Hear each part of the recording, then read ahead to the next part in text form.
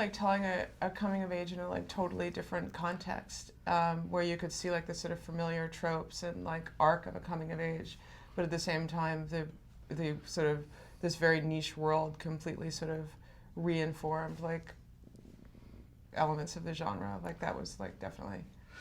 In a way, why do you think Kathleen wants to go into this other life, which is for some people would be why a young girl will do that, and give her life to I think God, there's a couple of reasons. I think, I think for her it was an escape.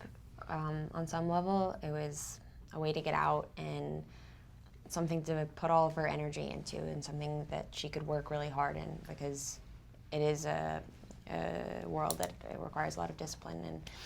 And then I also think that love plays a big part of it. I think it was really important to Maggie for it to feel like Kathleen's relationship with God is like that of first love, and it to really feel like like Jesus is almost her boyfriend. So I think she's inspired because of that relationship, and then also because she can use it as like a step out of her life. You're sitting there in the theater, or I was, and then the story comes, and the way you narrated it is so beautiful. It's like you never look at the watch. Sometimes when you're in a mood, it's like so involving. How did you accomplish that? Did you get all the cast to know each other?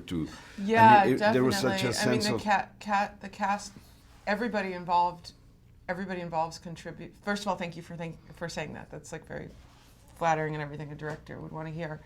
And second of all, like a large part of that is like pulling together like the most incredible group of collaborators that care as much as you do. And the last person that you bring in is the editor. And the editor pacing to me is such a huge part of like how you keep an audience completely involved. And so, yeah, I mean, it's like the atmospherics and the pacing and then the performances. And sometimes you just get lucky. Like everything we shot, we loved. Sometimes people don't get everything that they want. I mean, not everything turns out the way they wanted it to. So in the editing room, you were like, I want everything. Yeah, my first cut was 3 hours, so that was rough.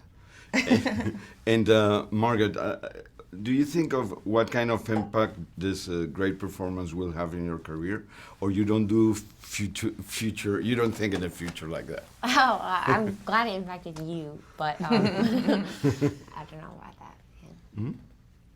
I feel like if anything, it is hopefully we'll be able to work with Maggie again.